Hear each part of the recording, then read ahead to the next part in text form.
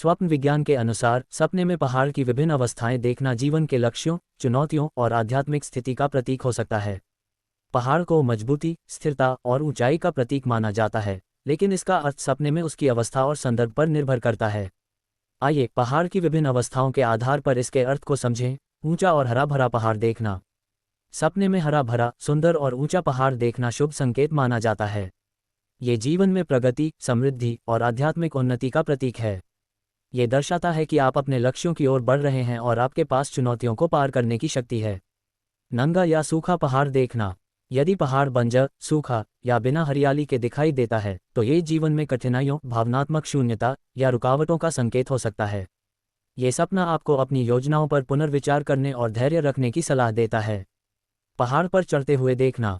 सपने में पहाड़ पर चढ़ना मेहनत, दृढ़ संकल्प और सफलता की ओर बढ़ने का प्रतीक है। यदि चढ़ाई आसान है तो ये जल्दी सफलता का संकेत देता है, लेकिन अगर चढ़ते समय कठिनाई होती है तो ये जीवन में संघर्ष और बाधाओं को दर्शाता है। शिखर तक पहुंचना बड़ी उपलब्धि का सूचक है। पहाड़ से गिरते हुए देखना। पहाड़ से गिरना अशुभ माना जाता है।